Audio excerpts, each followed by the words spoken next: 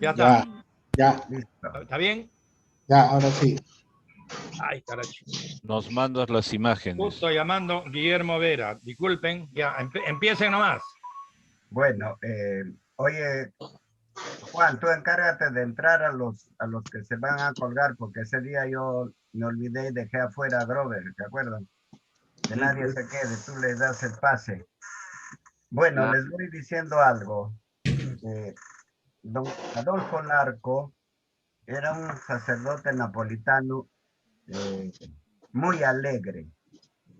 En cada clase nos contaba tres, cuatro chistes antes de comenzar la clase, pero no era profesor estable, sino era un profesor que pasó de la Crocetta, pasó por Roma y vino a darnos a Castellamario di Stabia este curso que él había preparado sobre Pilar de Chardin.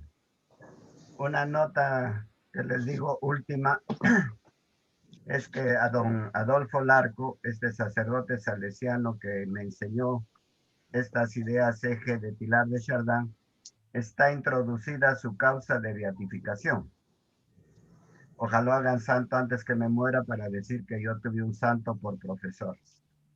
Eh, y entonces él ha resumido esta evolución tilardiana en un libro muy bonito, bastante fácil de seguir, porque no es tan simple entender el pensamiento de Pilar de Chardin, ya que además de ser teólogo científico, es uno de los descubridores del hombre de Pekín, y Pilar de Chardin además es poeta. Entonces, cuando escribe, escribe con cierta poesía, con bastante teología, con bastante filosofía y con mucha ciencia. Y yo me voy a, dado que tengo acá maestros, casi casi me siento un gatito en este momento, viendo que está incluso Humberto Olivera, mi gran maestro, pero voy a hacer lo posible para resumir y darles una idea de lo que es este mensaje que yo he titulado 40 ideas eje del mensaje de Pilar de Chardin. Entonces, vamos adelante. Para él, en la evolución que va a enseñar Pilar de Chardin se va más allá de la evolución solamente eh, de plantas y animales. Darwin se quedó en lo que sería una evolución de plantas y animales. Eh, Él va a una evolución cósmica. Es todo el universo que está evolucionando. No solamente evolucionan los hombres de monos a hombres, sino es todo el universo que está en continuo cambio. Y esto, él descubre que esta evolución cósmica se ha constituido en un todo. Es un cosmos orgánicamente que va en devenir, va avanzando poco a poco según un plan. Y ahí ya viene la primera diferencia con el evolucionismo marxista, por ejemplo. Para los marxistas la evolución es aleatoria. Para Pilar de Charán, no, la evolución es teleológica. Tiene una meta que alcanzar. Va avanzando hacia un punto de perfección. Pilar de Chardin está convencido que el tiempo y el espacio se unen orgánicamente para tejer la red del universo. Y esto le están dando razón hoy día los astrónomos. El tiempo y el espacio son como la trama y la urdimbre en un tejido del universo. Algo así como abscisas y ordenadas, que van señalando todo lo que es este tejido espacial en el universo. Y que ningún científico después de Einstein puede concebir en forma independiente el tiempo del espacio.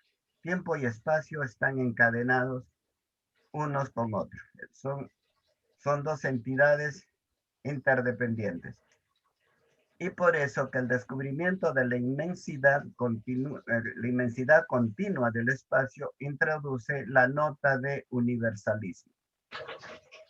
Es decir, por el hecho de que el espacio es parte del tejido del mundo, del universo, las cosas se hacen más universales. No necesariamente más grandes en el espacio, sino que todo se hace más rápido en el espacio. Por ejemplo, a medida que hemos ido progresando con los teléfonos, las noticias se han hecho más espaciales. Hoy día no puede pasar nada en alguna parte del mundo que en pocos minutos ya nos enteramos en el resto del espacio, para hablar solo de la Tierra. Pero eso también está diciendo de todo el cosmos. Y el descubrimiento de la inmensidad continua y progresiva de la duración del tiempo introduce la nota del progreso ilimitado. Esto es la nota del futurismo. Entonces, por el hecho de que hay una inmensidad continua y que se va ampliando cada vez más el espacio y que esto lleva a un tiempo que también se va expandiendo, entonces el tiempo, al avanzar el tiempo, nos lleva hacia un futurismo.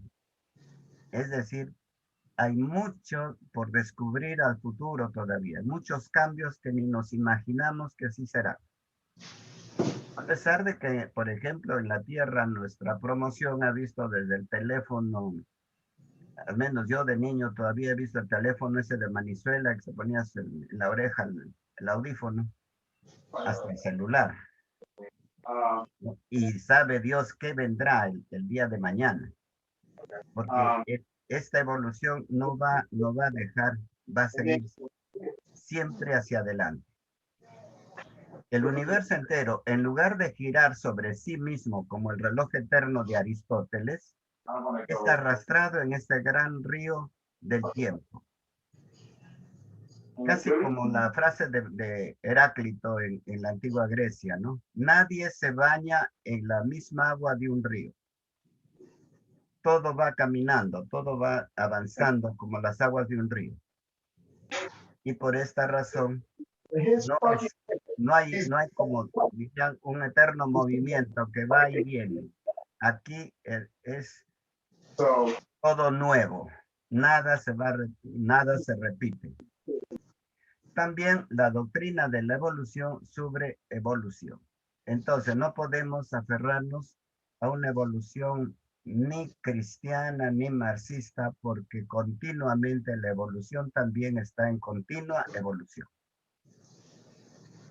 Más adelante voy a afirmar, como se dice, lo único que no cambia en esta realidad cósmica es que todo seguirá cambiando. Por eso nuestro científico Teilhard de Chardin, como los otros, se entusiasman ante esta visión de una organicidad cósmica, a la coherencia irreversible de todo aquello que existe. La historia va avanzando hacia adelante, no regresa. Se queda atrás, por ejemplo, entonces en la concepción de la reencarnación. La historia es como una flecha que va, pero no regresa, ni siquiera en un mínimo segundo de la historia. Por tanto, no me puedo reencarnar, porque ya pasó mi tiempo y ya no vuelve. La ciencia hace la historia de la vida, la geología narra la historia de la Tierra, la astrofísica describe la historia de las estrellas, la física atómica hace la historia de los átomos, porque todo no es sino la resultante de tiempo y espacio por donde se desplaza la materia movida por la energía, va generando la historia. Teilhard de Chardin, como cualquier científico moderno, es un asertor y defensor convencido y entusiasta del evolucionismo. Y valgan verdades, cuando yo enseñaba esto a mis alumnos para profesores de religión, tanto en la católica como en Champagnat, en el ISPEC, les ayudó mucho para esta especie de enfrentamiento al marxismo en las clases de religión de los profesores de Lima. El evolucionismo de Teilhard de Chardin obviamente no es el evolucionismo de Darwin, porque también la doctrina de la evolución sufre evolución. Desde la época de Darwin, la evolución ha superado los senderos estrechos de la zoología y se ha convertido en un proceso general que atañe tanto al átomo como a las estrellas. Todo el cosmos evoluciona. Desde el coronavirus que sigue mutando, por eso hablan mutaciones, está evolucionando. Y las estrellas y el universo, todo está en continua evolución. Para Teilhard de Chardin, esta evolución tiene un sentido. Aquello que es fijo es la dirección. Lo único fijo es hacia dónde va. Y por eso él va a decir, lo único que no cambia es que todo seguirá cambiando. Hoy día nosotros, por ejemplo, hemos comenzado a las 6:20, saldremos cuando yo termine, no sé a qué hora, pero saldremos 1 hora, hora y cuarto más viejos de los que entramos. Y ya no seremos los que entramos, ya somos otros. Porque ya hemos cambiado en una evolución casi Llama a tu imperceptible. mamita, estoy en mi charla. La evolución queda Llama a tu constante mamá. aun cuando la evolución deba recorrer la primera etapa que se separa al previviente. Entonces, para él van a haber 3 etapas en la evolución del universo. La etapa del previviente, cuando el cosmos se organiza simplemente como materia inerte, con energía si quieres, tiene fuerzas de energía magnética, energía atómica y todo tipo de energía, pero no tiene vida. Y entonces se va a producir un segundo salto, la evolución hacia el viviente, plantas, animales. En la segunda etapa será esta entonces el mundo del viviente. Pero cuando el viviente sigue desarrollándose, sobre todo cuando ya, si vamos ahora a empatar con Darwin, cuando el mono comienza a adquirir actitudes y destrezas, va a aparecer la conciencia refleja, es decir, el conocimiento de que conoce. El animal sabe muchas cosas, pero no sabe que sabe. El hombre va a comenzar a saber que sabe. Siguiendo la dirección según la cual el desarrollo del cosmos, Teilhard de Chardin encuentra que en ella está asignada por una línea ascendente. Entonces va a decir, hacia la complejidad siempre mayor. La evolución va hacia una perfección siempre mayor. Pero al hacerse cada vez más perfecto, se va a hacer también más complejo. Cuando se evoluciona el cerebro de una ameba, es una evolución simple, pequeñita. Pero mira nomás cuántas células y qué complejo es el cerebro humano. Pero al mismo tiempo, esta perfección se va haciendo una complejidad que también puede ser un peligro para sí mismo. Entonces, para Teilhard de Chardin dice, a medida que el cosmos se hace más perfecto, se hace también más complejo. Y de hecho, un televisor que ahora nos dan o un celular que ahora nos dan, casi hay que hacer un curso para aprender a manejarlo y usarlo, porque se va haciendo más complejo. Y el cambio va de lo más imperfecto, desde el punto cero, del punto de la singularidad, va avanzando siempre haciéndose más grande, más amplio y más perfecto. De lo más simple e imperfecto a lo más complejo y perfecto, en un proceso de cefalización. Para Teilhard de Chardin, esta evolución tiene como meta casi en una primera gran etapa que tiene que aparecer el cerebro, el encéfalo, como centro de control, de progreso, de conocimiento. Y por eso saca la ley de la complejidad y conciencia. Es la ley que regula el ascenso evolutivo. Teilhard de Chardin dice, existe la ley de la complejidad conciencia. Conciencia, perfección espiritual o centralidad consciente. Y complejidad, síntesis material o complejidad. Son 2 aspectos, 2 partes de un mismo fenómeno. Experimentalmente, ambos términos son inseparables, como 2 grandezas que varían mutuamente.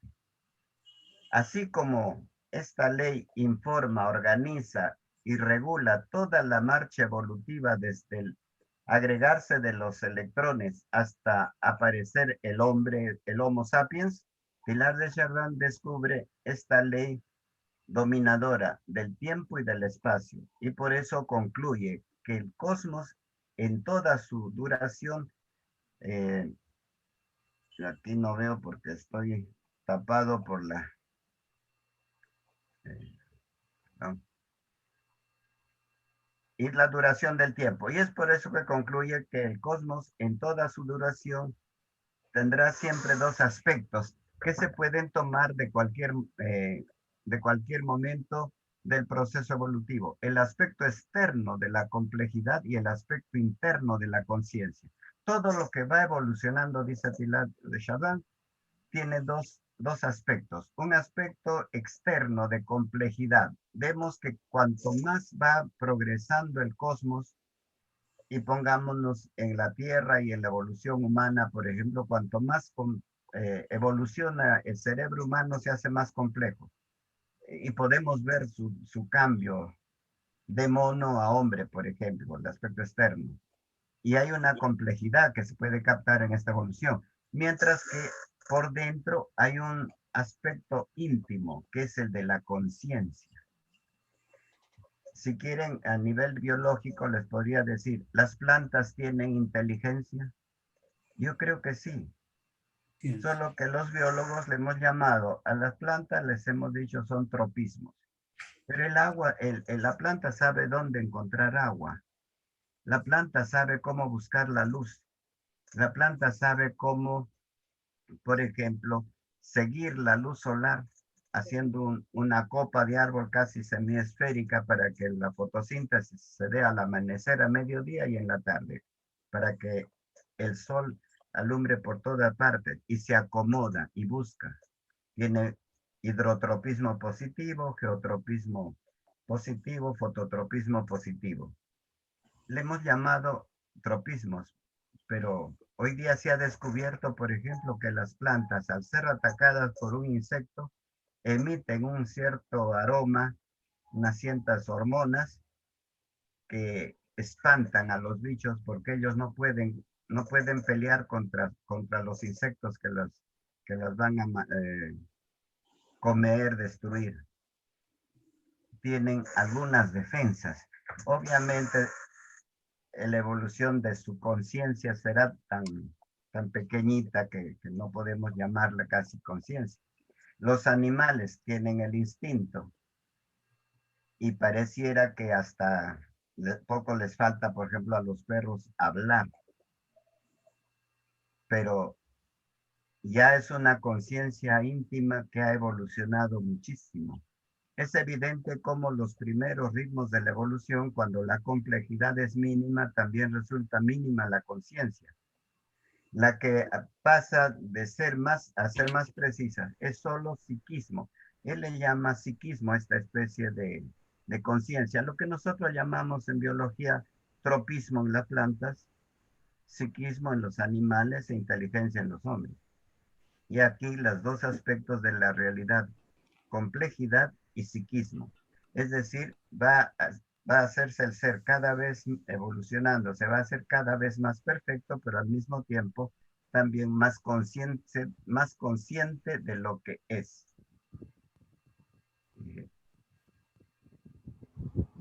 A ver, hay una forma, Juanito, de poner las imágenes horizontales para que me dejen leer. No sé cómo es la cosa. No, eso sí, no sé. A O ver si de abajo o repente arriba. alguien que le puede ayudar. Porque Sí, ahí no te deja leer. Sí, eso me pasa a mí también. bueno, vamos avanzando de todas maneras, haciendo un esfuerzo, a ver qué podemos hacer. Lo que puedo hacer es ir sacando algunas caras del cuadro. Claro. Saca la de Carlos La Rosa en primer lugar.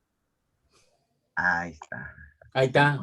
Ahí está, ¿ves? Para que vean. Manuel García está Ahora muy sí. lejos. Muy bien, Todo se Carlitos. aprende, Muy bien. todo se aprende, pues. Ya. Así El es. quinto punto de estas ideas de Teilhard de Chardin es que el tejido del universo tiene dos caras.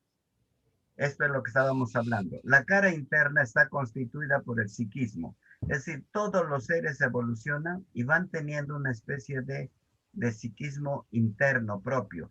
Yo me pregunto, por ejemplo, ¿cómo es que el cuarzo sabe que para resistir y cristalizarse tiene que hacerse una especie de prisma? Por qué no se junta el cuarzo en una mina donde gotea agua de cal, de carbonato? ¿Cómo no se hace solamente una figura, no sé, pues tipo mazamorra? ¿Por qué tiene que formarse a especies de rosas, de pirámides perfectamente prismáticas? Es que también los minerales en determinado momento tienen una ley que los hace evolucionar a saberse ubicar en formas de más resistencia. Y la cara externa está constituida por la complejidad. Y todo esto se va haciendo, como hemos dicho ya hace un rato, se va haciendo más complejo. Ya que donde quiera que se encuentre un fragmento cósmico, allí se encontrará siempre las dos caras, en cualquier parte del universo.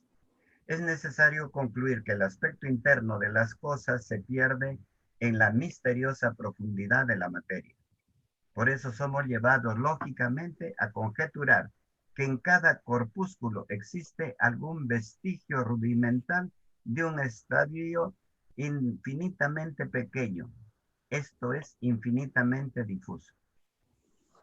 La conciencia aparece como plena en el hombre. Vista en esta sola luz, ella tiene una extensión cósmica y como tal se rodea de ramificaciones espaciotemporales indefinidos.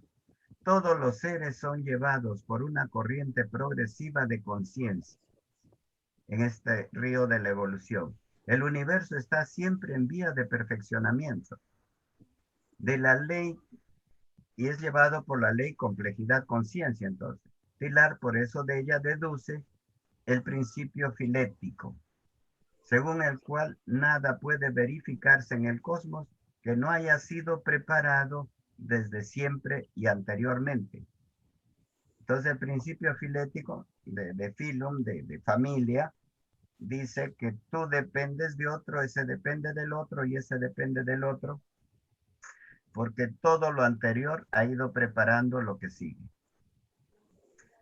Pascal se había perdido delante de lo infinitamente grande y de lo infinitamente complejo. Pilar de Chardin descubre lo infinitamente complejo y se enamora. En torno a nosotros, los cuerpos no son solamente pequeños o grandes, sino también simples o complejos. Y de la extremidad más simple a la extremidad más compleja de las partículas que nosotros conocemos. El salto numéricamente valorado por empírica aproximación, por el solo número de los elementos que en combinación es tan grande astronómico como aquello que existe entre las grandezas estelares y las grandezas atómicas. Tan fuerte y tan grandes las distancias entre el electrón y el protón como en las galaxias. Por lo tanto, rigurosamente y no metafóricamente,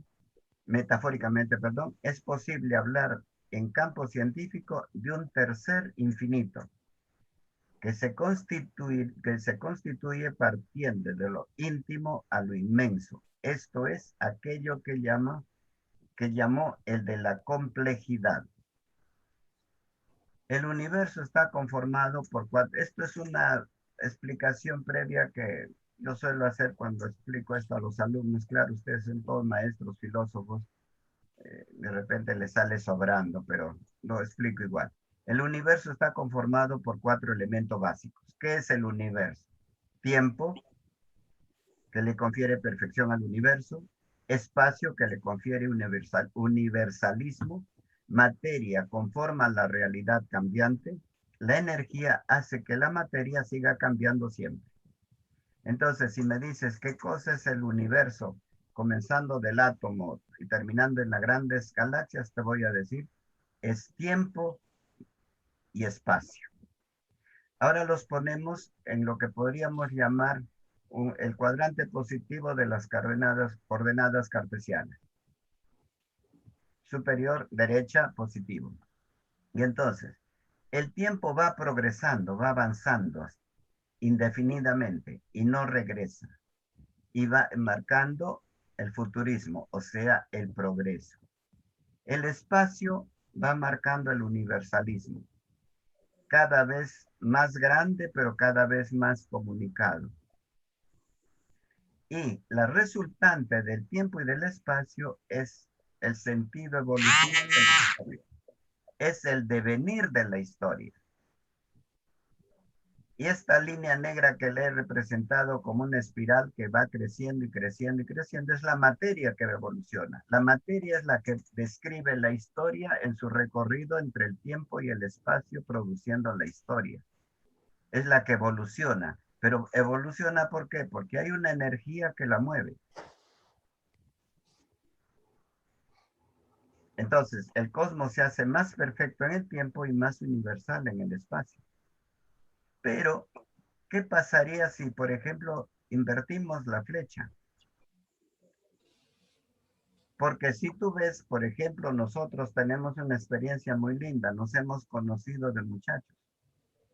Yo me acuerdo cuando Arapuch llegó al aspirantado en Huancayo, parecía un pollito todo mojado y cantó "Yo soy chihuaquito, muchacho de pura raza".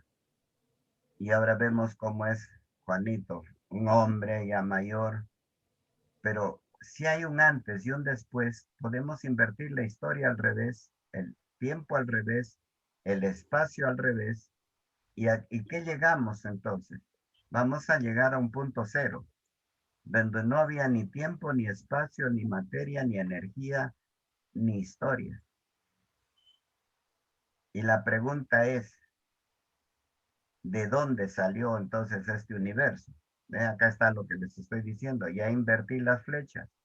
La historia se hace cero, el tiempo se hace cero, el espacio se hace cero, la materia se hace cero, la energía se hace cero.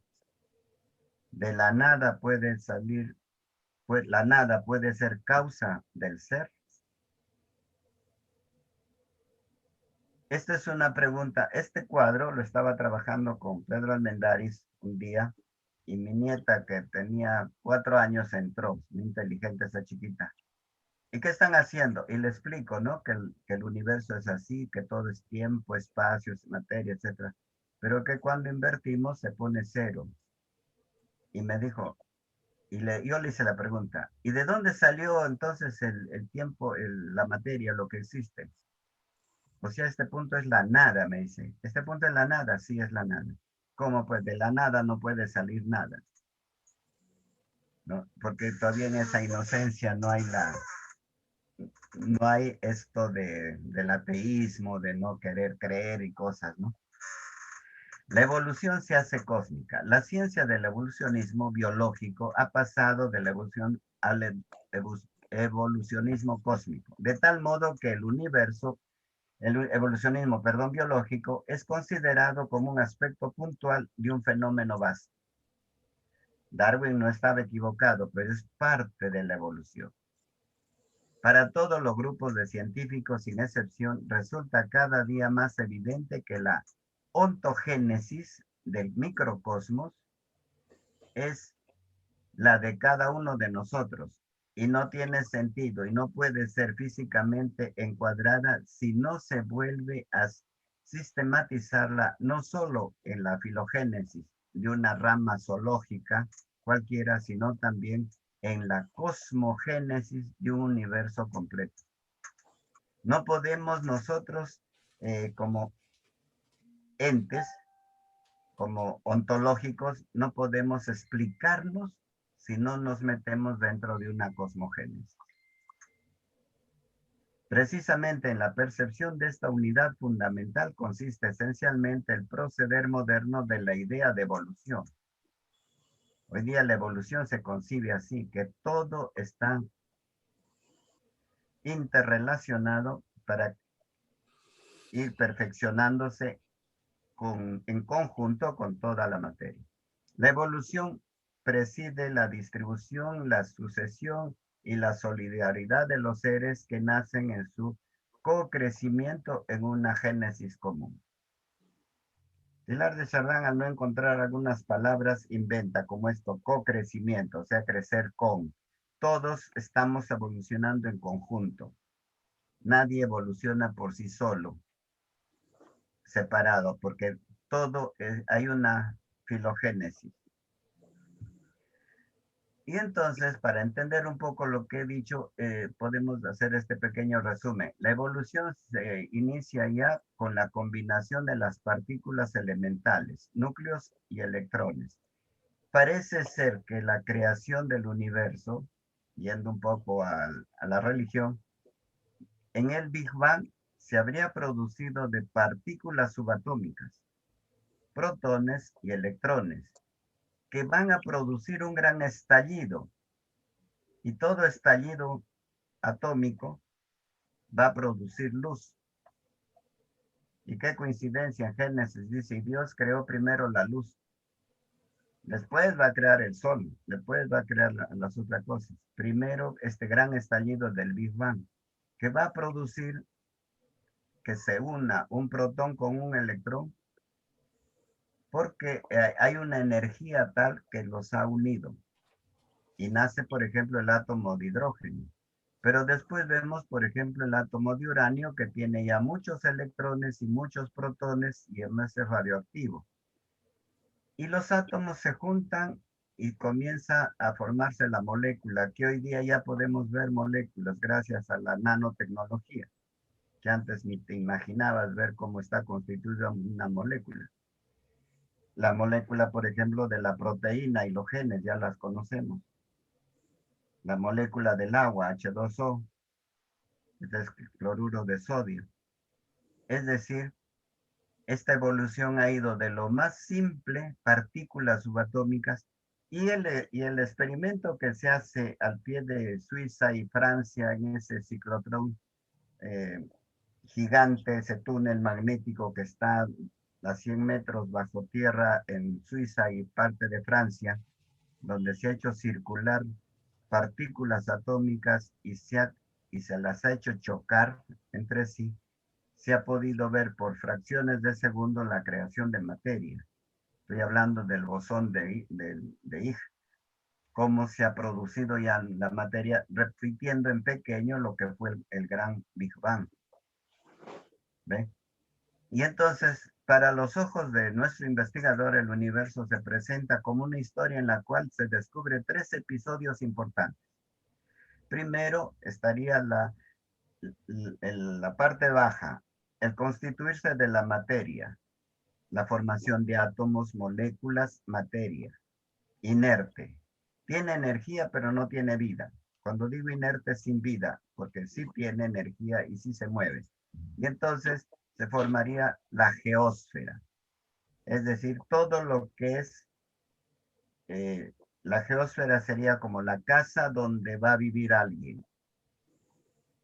Y de ahí se va a dar un primer salto cualitativo cuando en esta geósfera ya se han producido elementos suficientes como para que aparezca la vida.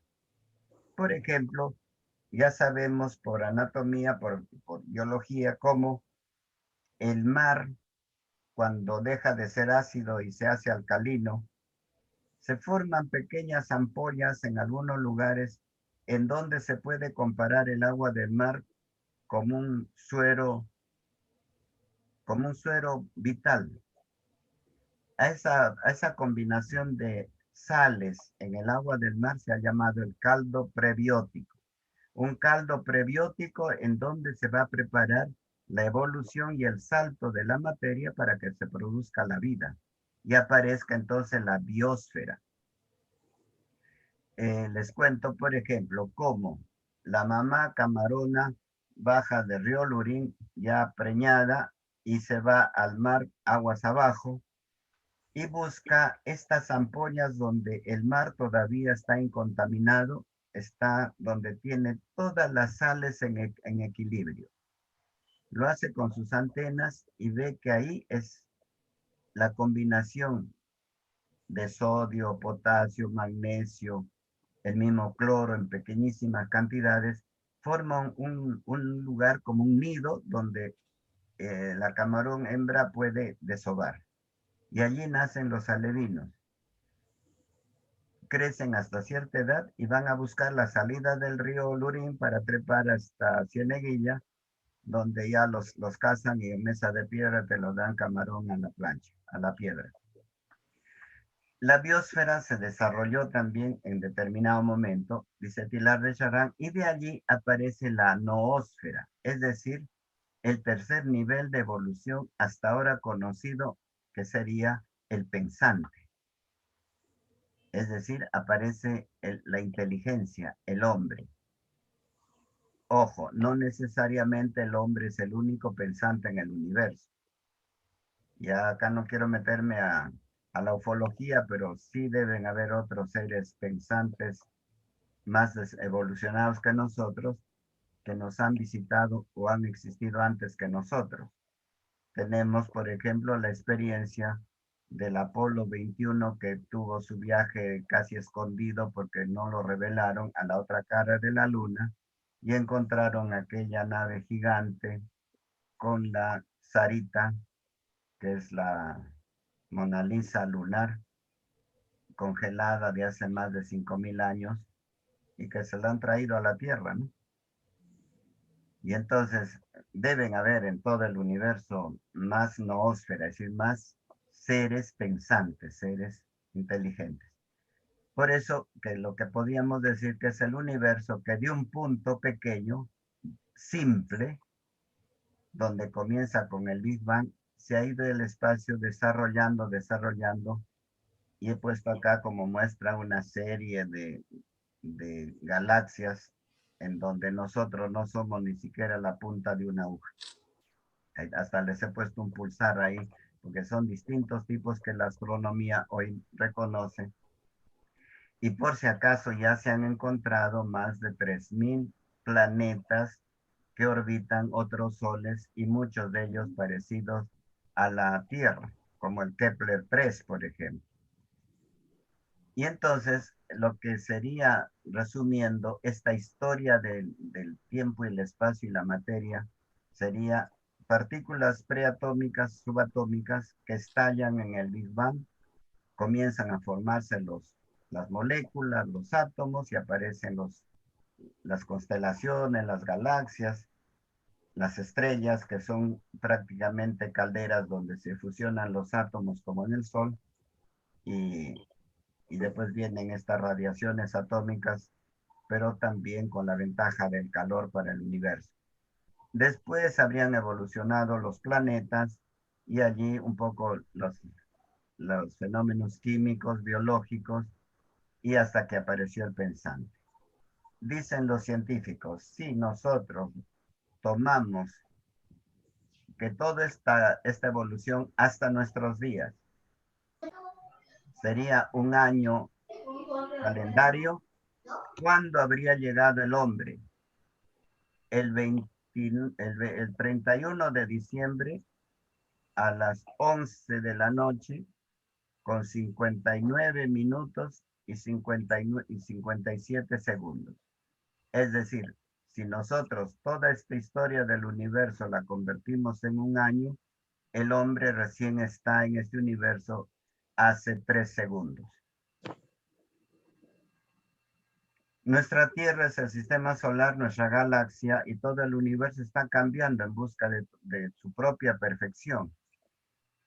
Haciendo una foto de otra galaxia, pero que tiene las características de la nuestra, más o menos se ha reconstruido cómo sería nuestra galaxia, como si se hubieran ido fuera de la galaxia a fotografiarla.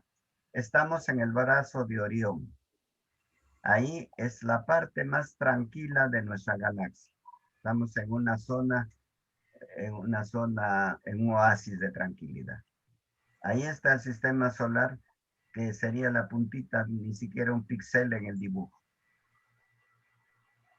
Pero ya está produciéndose en la mismo brazo de Orión, más hacia el núcleo, más hacia la parte condensada de la galaxia, se está produciendo un agujero negro, hacia donde va todo el sistema solar con su cohorte de planetas y satélites.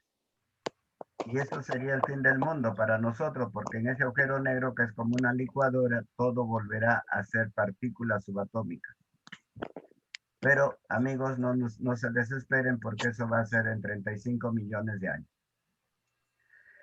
Porque el sistema de nuestra galaxia es tan grande, y acá ahora sí nos ubicamos en este sitio donde he puesto el círculo amarillo, estaría el sistema solar, en esta especie de mar de la tranquilidad en el espacio. Porque en otras zonas hay estallidos de novas, de nubes de polvo cósmico, es decir, fenómenos terribles que se producen en otras partes de nuestra galaxia. Nosotros estamos en una zona muy tranquila. El diámetro se calcula más o menos para ir de un extremo al otro en nuestra galaxia. Necesitamos 100.000 años luz,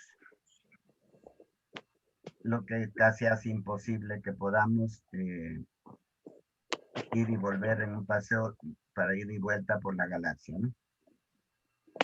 Luego tenemos acá, seremos los únicos seres vivos en esta galaxia. Y han dicho los científicos que solo en nuestra galaxia hay más de 100 millones de planetas idénticos a la Tierra. Mi pregunta es, ¿el creador solamente se habrá fijado en este polvito microscópico que se llama planeta Tierra para ponernos a nosotros?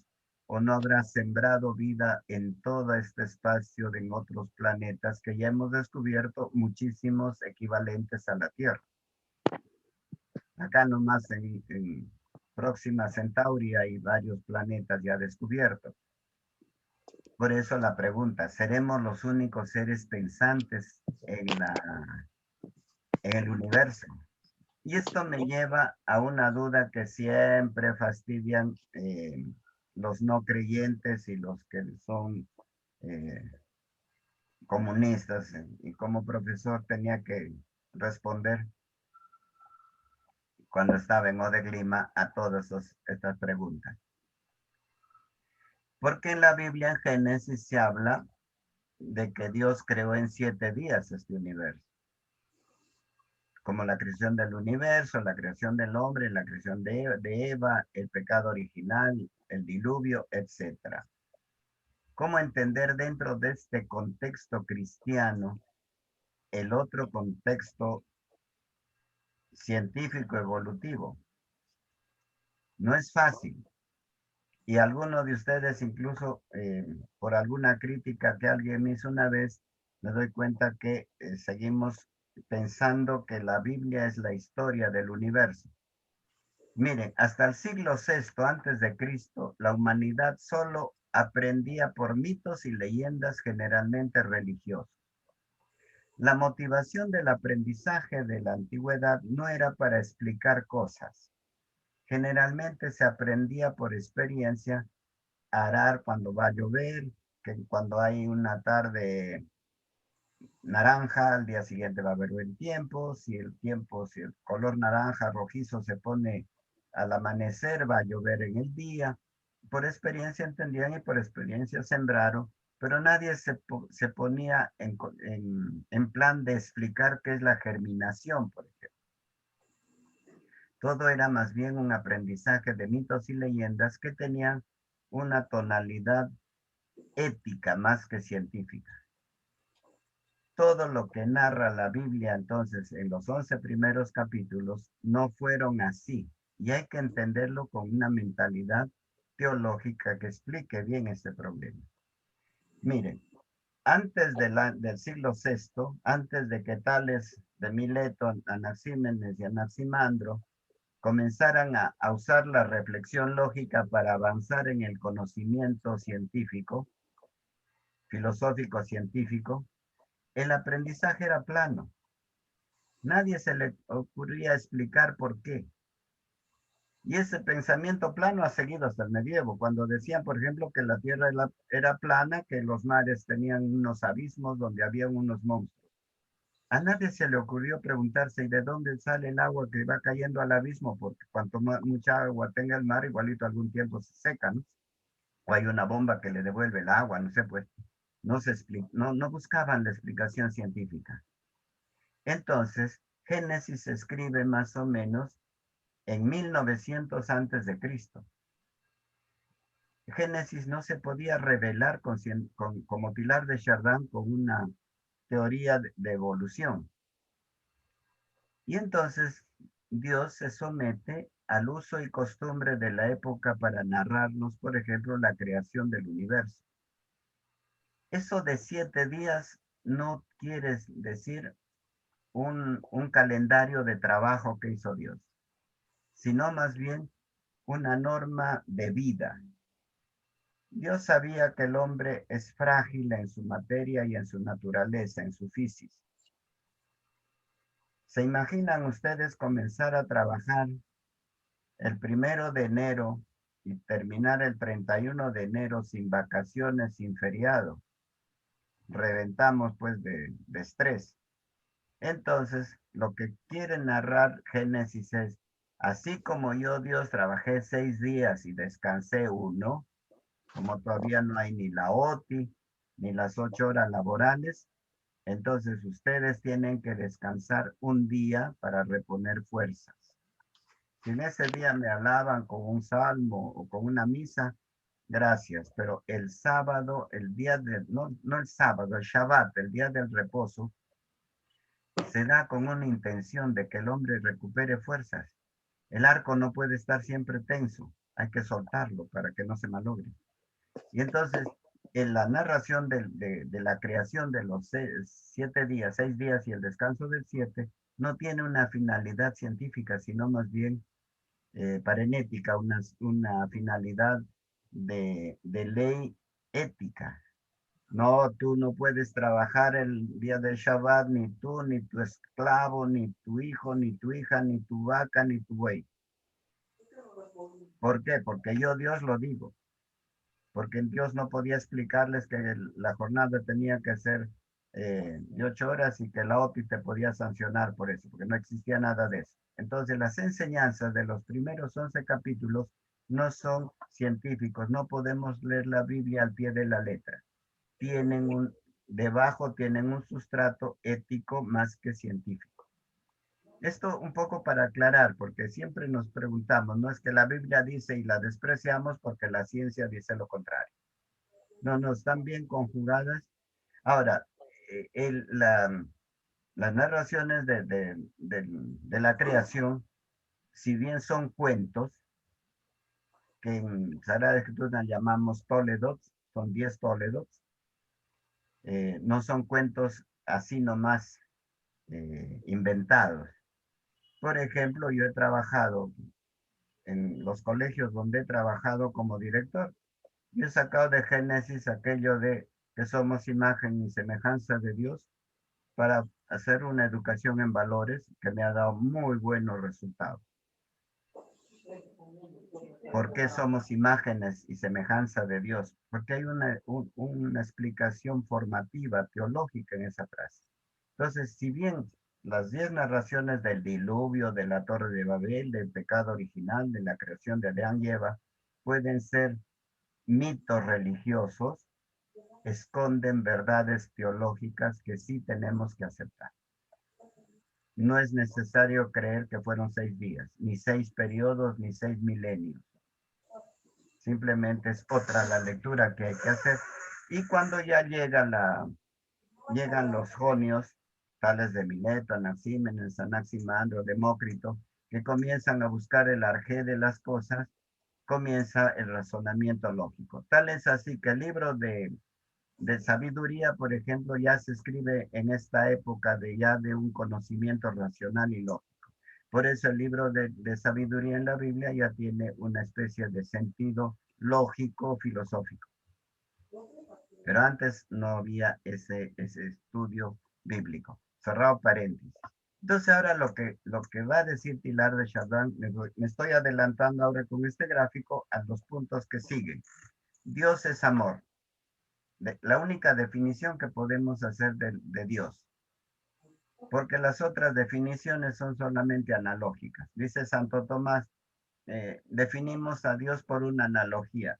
Tú eres bueno, Dios es buenísimo. Tú eres poderoso, Dios es poderosísimo. Tú Tú eres inteligente, Dios es inteligentísimo, pero no define qué es, porque las analogías no definen las esencias. Entonces Dios, lo que sí podemos definir que es amor, es energía, una energía que ama. Pero el amor tiene dos frentes. Por un lado tienes el amor que sale de Dios y un amor que va hacia Dios. ¿Por qué sale de Dios? Porque el amor, como dice Santo Tomás, es difusivo, Aló, señorita. se evapora por sí mismo, se Aló, señorita, buenas deshace por sí noches. mismo. Y el amor, ¿por qué es amable Dios? Porque es perfecto, porque tiene todos los valores. Es como un imán de perfección que atrae. Acá es un Dios amante y acá es un Dios apachurrable, apetecible, querible. Por eso decimos amable. Y entonces este Dios que tiene estas dos vertientes, tanto como amante y como amable, como amante se convierte en el punto alfa, es decir, en el creador que hace que comience el partido de la cosmogénesis. No es entonces un cosmos ya hecho, sino es un cosmos que se está haciendo. Y el inicio es el cosmos, Dios como inicio de esta evolución, entonces se llama el Dios alfa, el punto alfa. Y como es perfecto, es como un imán que va y se pone como Dios omega, es decir, la meta hacia dónde ir. Por eso la evolución cristiana, la evolución tilardiana, es teleológica. Comenzó de chiquito y va a terminar en una perfección a imitación de quien lo creó. ¿Y por qué evoluciona? Porque este creador le dio el impulso necesario para evolucionar. Por eso, Dios amor es el creador, que también es evolutor. Es otra palabra que inventa Teilhard de Chardin. Evolucionador, evolutor, como quieras, de la cosmogénesis. Es Dios que empuja esta cosmogénesis a la búsqueda de su perfección. El punto omega de la hiperfísica es el Dios omega de la revelación cristiana. Cuando explico esto, yo a veces le pongo un Cristo acá, ¿no? Que es el Dios que vemos, que es la meta hacia dónde ir. Y volviendo entonces ahora a Teilhard de Chardin, en el punto 6 decimos la biogénesis. Esto lo expliqué, ¿no? Entonces, el primer periodo de la evolución es aquel en el que la Tierra se ha solidificado, la geósfera. La Tierra se ha hecho habitable. El mar era ácido y no se explican los científicos cuándo es que el mar cambia de ser ácido a ser alcalino, en un equilibrio de pH para que sea posible la vida. El segundo punto del periodo es aquel que fluye la vida, lo que decíamos, la biosfera. Acuérdense el gráfico anterior. Las formas más antiguas de vida deberían ser las esquizofitas, bacterias, algas azules. Según Teilhard de Chardin, la diferencia entre el reino vegetal y reino animal debió verificarse muy pronto. Desde el periodo cámbrico se habían constituido ya los grupos evolutivos, los fila. Los fila, entonces, los fitofila y los zoofila. Y que hasta ahora tenemos parte de eso, ¿eh? Porque tenemos, por ejemplo, el zooplancton y el fitoplancton. La vida sobre la Tierra tal vez ha aparecido hace 2.000 millones de años. La vida. Una sola vez se ha formado el protoplasma sobre la Tierra, como una sola vez se han constituido el cosmos y los núcleos de los electrones. Entonces, ha sido un momento, un chispazo en donde apareció la vida. La vida, una vez surgida, se constituye, se diferencia, se armoniza, lanzándose a una ascensión cuyo itinerario ha sido trazado por la ley de la complejidad conciencia, estudiada suficientemente en profundidad desde millones de años. La vida se mueve, no solamente ella se mueve, sino que avanza en un determinado sentido. Avanza hacia la formación de un cerebro siempre más perfecto. Y por eso dice, ¿qué dice la ciencia? Aquí he tratado de encontrar un árbol evolutivo que un poquito feola, pero nos da la idea. desde los protozoos, es decir, unicelulares, estos bichos unicelulares, que se van asociando, por ejemplo, en mórulas, se va formando el tubo digestivo, porque por un lado unas defienden, otras hacen, absorben el alimento y se van asociando y se van formando ya pequeñas especies de larvas, de moluscos, van avanzando los peces, etcétera, y de repente salen algunos peces, porque la vida va a surgir en el mar, por si acaso ya dije que es cuando el mar se hace alcalino y se convierte en una especie de sopa vital. Entonces ahí surge la vida. Pero algunos peces se diversifican en el mar y otros tratan de salir a la tierra. En este momento se puede probar este eslabón perdido, por ejemplo, entre el pez y el reptil.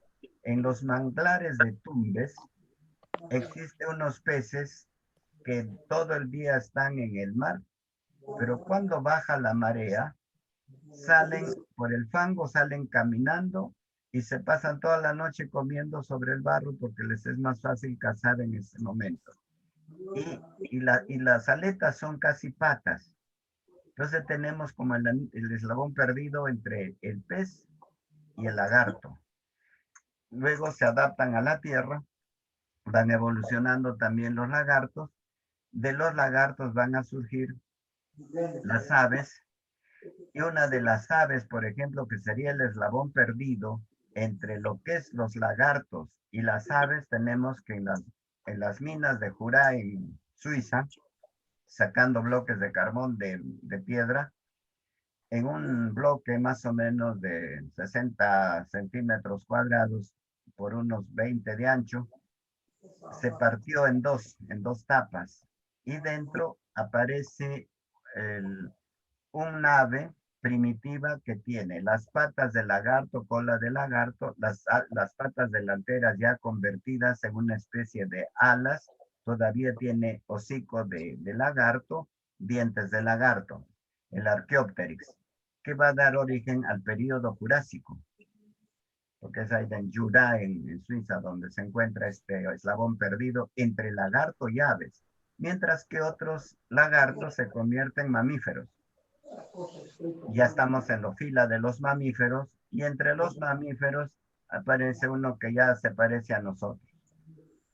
Y tenemos que cuando los homínidos, o sea, los monos, el mono suelta las patas delanteras, ya no camina como animal con 4 patas, sino se yergue y se mantiene erguido, libera las 2 patas delanteras y ya no lleva el hocico a la comida, sino la comida a la boca. Es decir, como ha liberado las patas delanteras, jala una fruta y la lleva a su boca. Dicen los científicos que este gesto de agarrar un objeto, arrancarlo, jalar la rama para acercar y llevarse la comida a la boca, no la boca a la comida, como hacen los otros animales, habría producido un desarrollo de las circunvoluciones cerebrales y habría comenzado a la evolución del hombre. Porque cada vez se va haciendo más Homo faber, va adquiriendo más técnicas y va apareciendo lo que llamamos entonces la evolución de los hombres. Pero acá nos vamos a encontrar con un problema. ¿Cómo es posible que la geósfera, que no tiene vida, y entra el principio de causalidad? Toda causa produce un efecto igual o proporcionado, o todo efecto tiene una causa mayor o proporcional. No creo yo que de la Tierra, de la materia inorgánica, la materia orgánica pueda ser causa de la vida. Por más que se haya organizado en este plasma prebiótico, por más que en esas épocas se produjo una especie de ¿cómo llamamos? Células que tenían la capacidad de multiplicarse.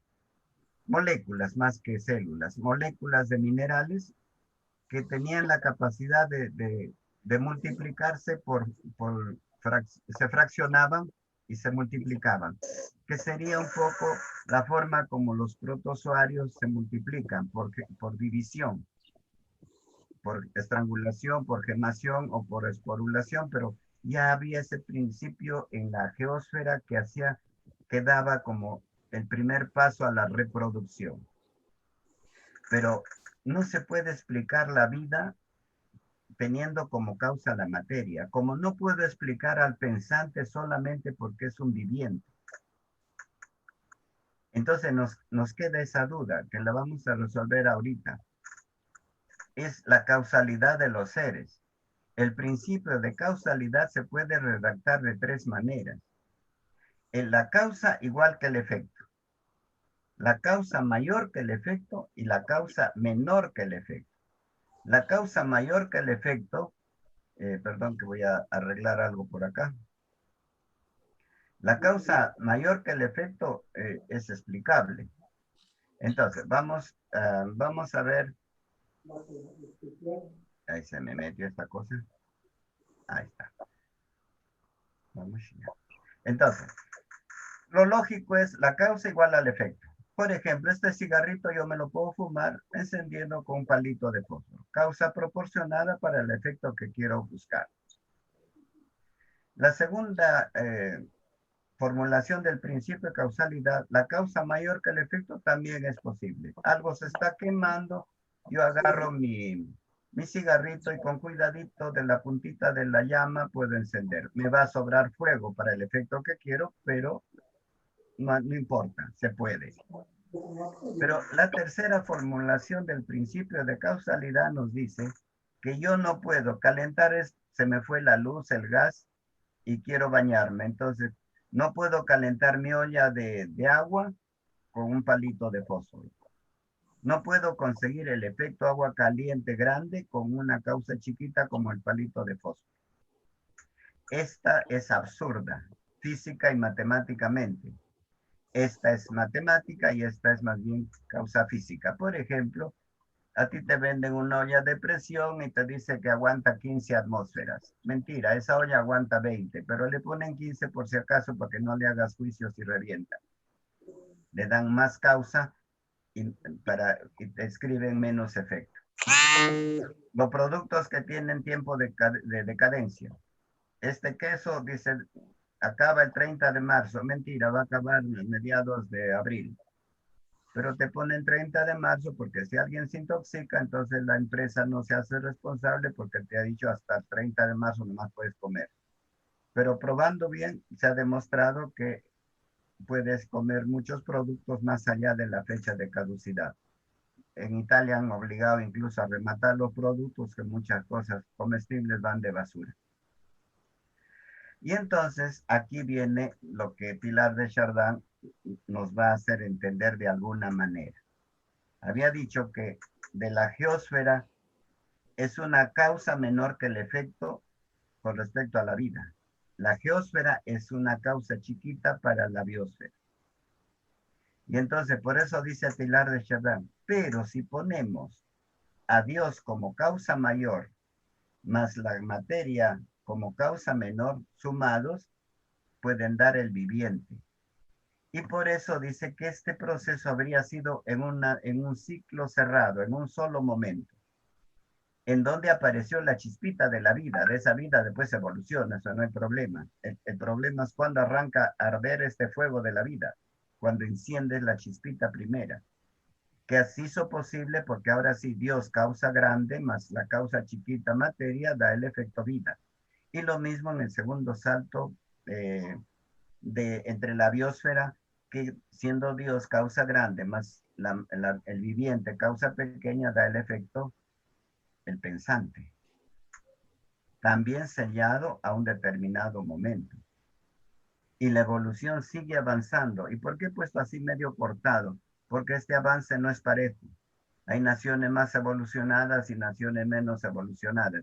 Pero todo sumado, pasado un tiempo, la evolución va progresando. Todo se va nivelando hacia una perfección hacia el punto omega, que sería Dios amable, como modelo, mientras que Dios amante es como el que inicia la creación, inicia toda esta evolución del cosmos. Por eso Michio Kaku, este gran astrónomo japonés católico, dice, cuando los astrónomos empezamos a estudiar el universo, los creyentes tenemos a Dios al comienzo de nuestro estudio y los ateos lo descubren al final, porque al final tienen que explicar por qué salió todo esto.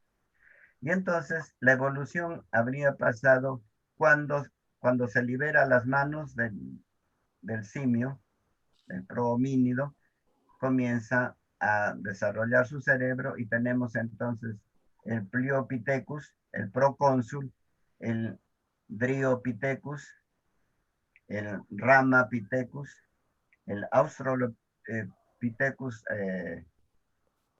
afarensis, y tiene el otro, el Australopithecus africanus, el Australopithecus robustus, Australopithecus boisei, que ya es casi un hombre, y luego tenemos el Homo habilis.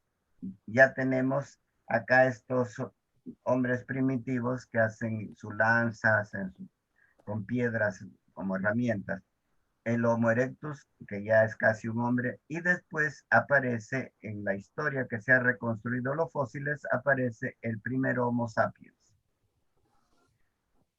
Para continuar con el Homo de Neandertal, pero volviendo atrás, pero ¿quién llegó a América, por ejemplo, a poblar nuestro territorio, nuestro suelo sudamericano?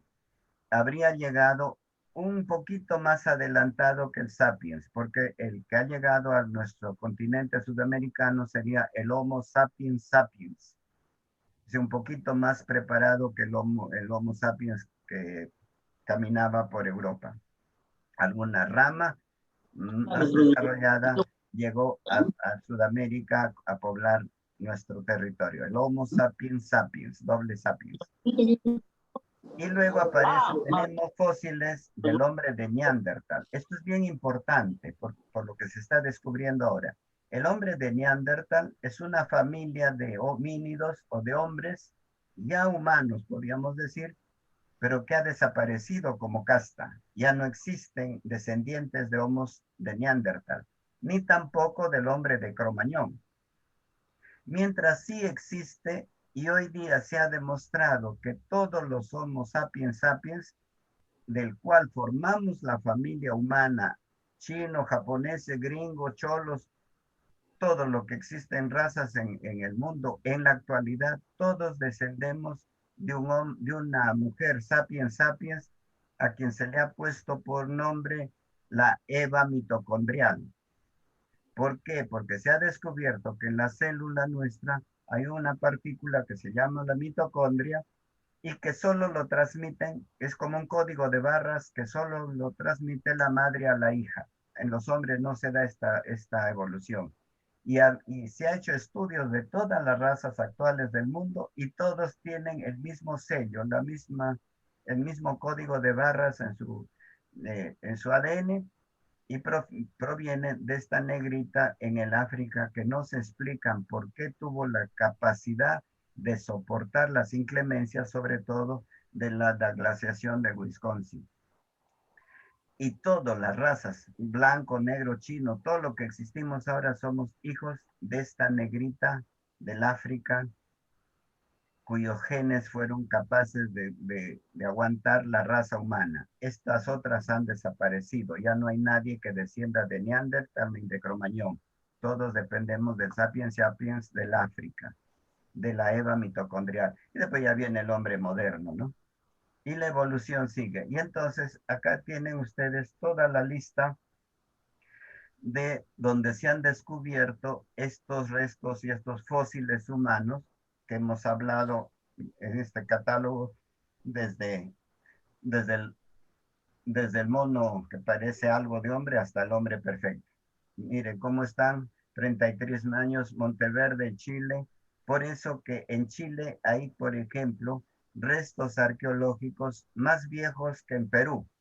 ¿Cómo lo sé? Porque en Chile hay cuevas de pintura rupestre que tienen más edad que las pinturas rupestres nuestras, casi 5.000 años más viejos. Entonces parece ser que la rama que sale del África, descendientes de la Eva mitocondrial, se van hacia China, pasan por el estrecho de Bering, que estaba todo congelado, todo era hielo sólido, pues estamos en la glaciación de Wisconsin, pasan y partes se quedan en Norteamérica. Según algunas teorías, también vinieron, como Ales Arlica, que vienen del norte. Pero más probable es que vinieron, esta es la ruta de Paul Rivet, y vinieron por el sur pasando los hielos. Y ahí tenemos los distintos restos arqueológicos. Por ejemplo, tenemos fósiles humanos de 48.000 años en Montalbania, Brasil. O tenemos de 60.000 años de Pedra Furada también en Brasil. Fósiles humanos que se han descubierto actualmente.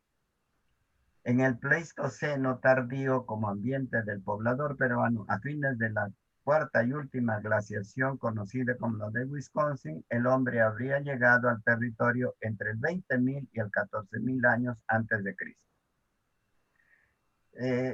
Yo preparé unos cursos que íbamos a dictar para una maestría con el grupo de Brac,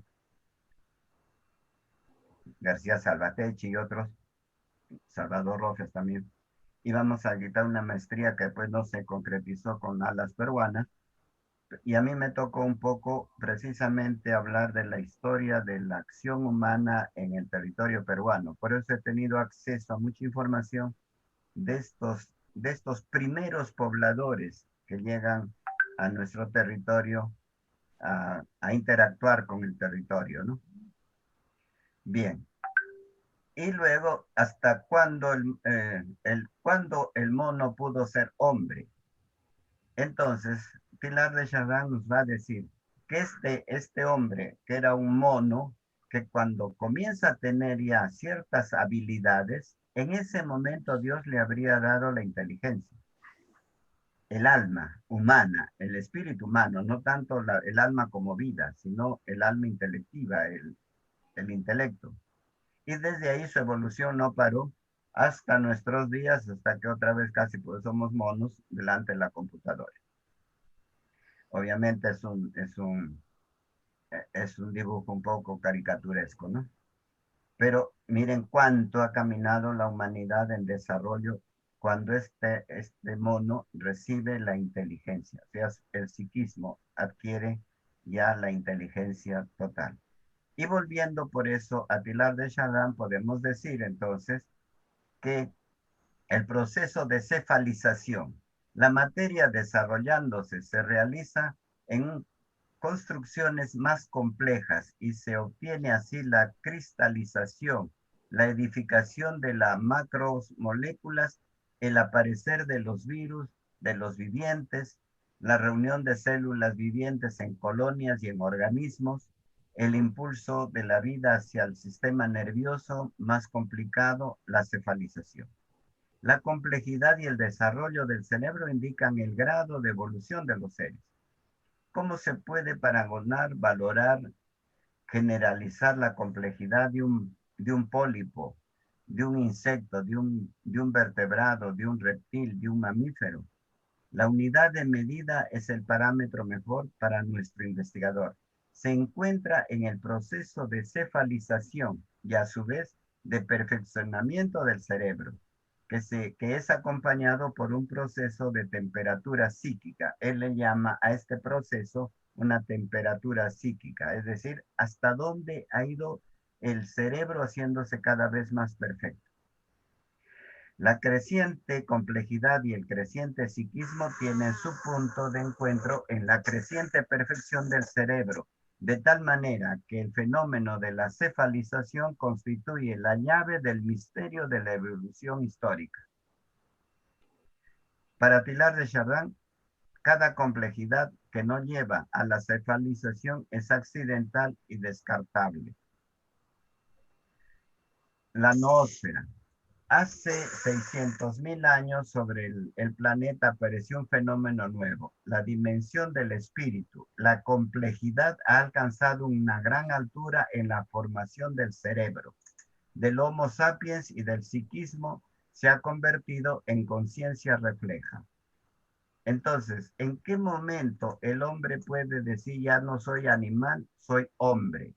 En el momento en que aparece su conciencia refleja. ¿Qué es la conciencia refleja? Cuando el hombre se da cuenta que sabe. El animal puede conocer muchas cosas. Un perro conoce más cosas que nosotros y puede sentir y oler y olfatear más cosas que nosotros, pero no sabe que sabe.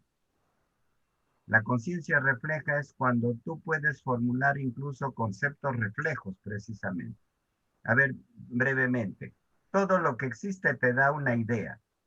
Por ejemplo, tienes el concepto de luz, tienes el concepto de calor. Esto sale de la realidad. El cosmos está hecho en el cosmos hay luz y calor. Existe. Puedo manejar la luz y puedo manejar el calor. Pero conceptualmente yo puedo tener el concepto de la no luz y del el no calor.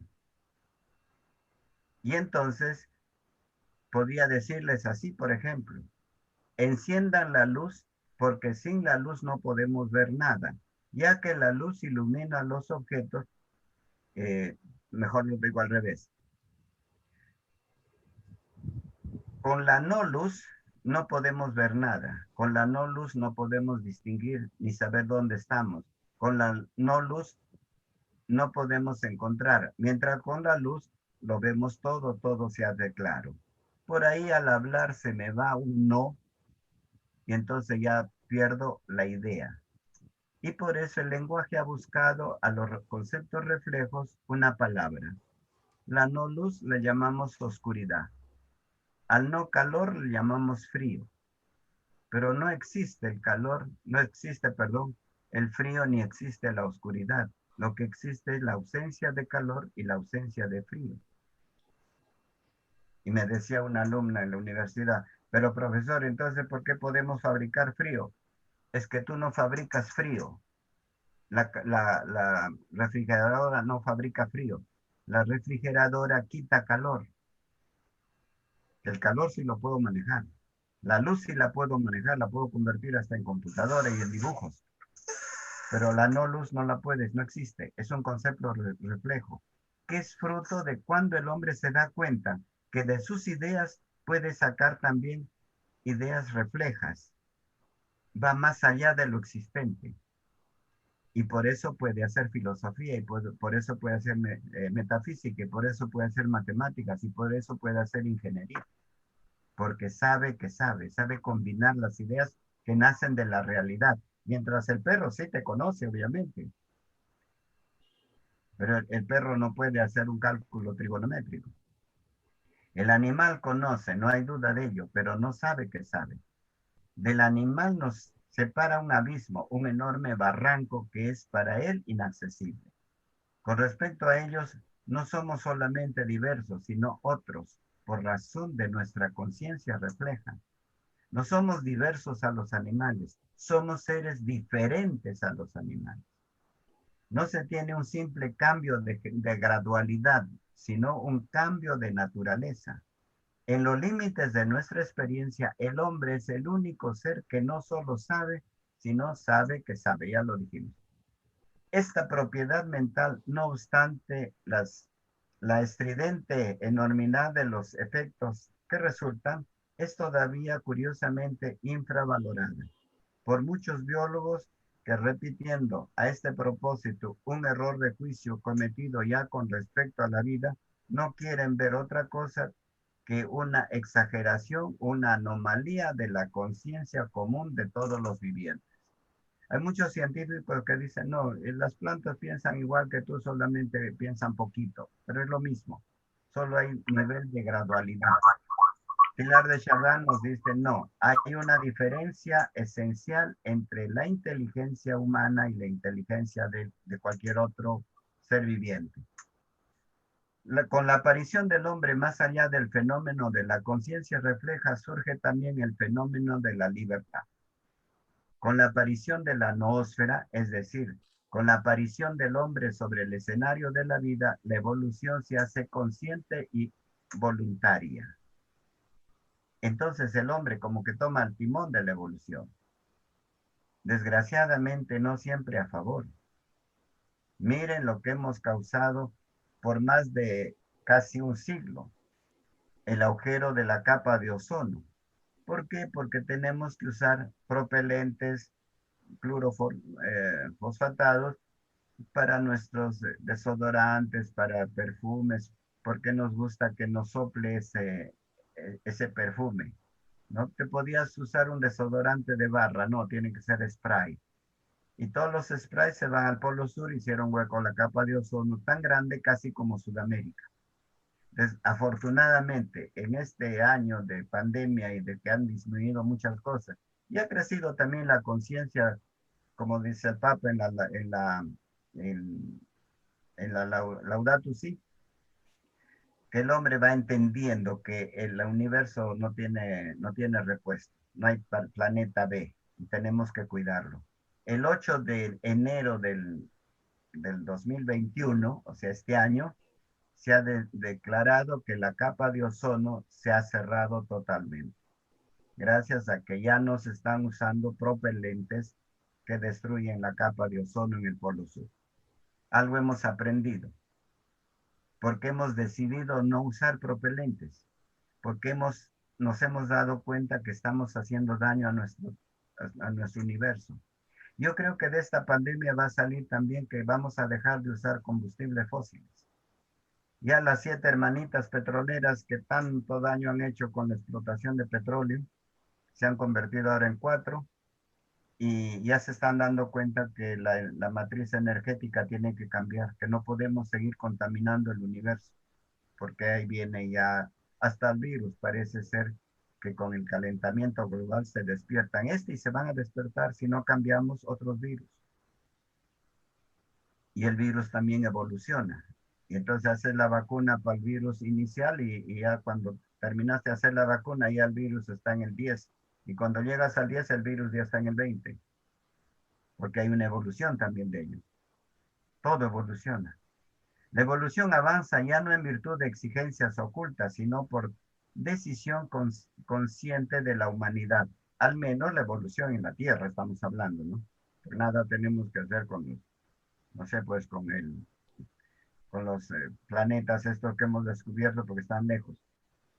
El hombre no será pasible, sino conducirá la evolución, porque se apodera de las palancas de comando y las maniobras de acuerdo, y los maniobrará de acuerdo al talento medida que haya conociendo su funcionamiento. La inteligencia se le ha dado al hombre para descubrir las leyes del universo. Yo no sé por qué no hemos hecho caso, por ejemplo, a Tesla, que ya tenía inventado un motor magnético, algo así como el de los platillos voladores. Aprovechar la energía magnética de la Tierra, que es polo positivo se repelen, polos contrarios se atraen. Entonces viene el avión que tiene un generador de polo positivo y la Tierra lo va jalando, pero lo va jalando despacito porque va produciendo positividad cada vez más, hasta que aterriza. Y el día que quiere despegar, produce polo negativo porque la Tierra es negativa y lo dispara. La fuerza con que sale disparado a nivel magnético es 4 veces la velocidad de la luz. Y podíamos llevar toneladas volando con esa energía sin contaminar el universo. Ya Tesla lo había dicho. Y tenía incluso un modelo de platillo volador. Pero no.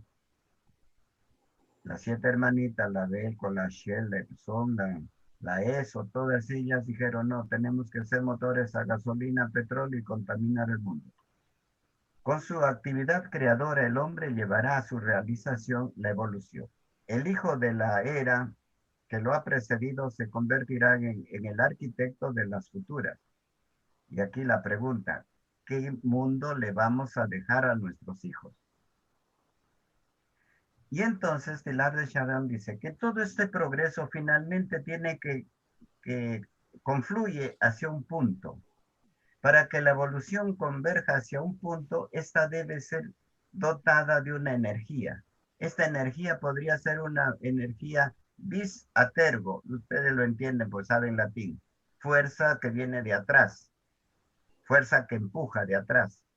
Esto es una fuerza que empuja la cosmogénesis hacia arriba, hacia su perfección, hacia su progreso. Entonces quedará abierto el problema sobre el origen de esta fuerza, vis a tergo. Esta fuerza que yo en el gráfico que les presentaba era este Dios creador que se convierte en el punto alfa que da la fuerza para que toda la cosmogénesis progrese.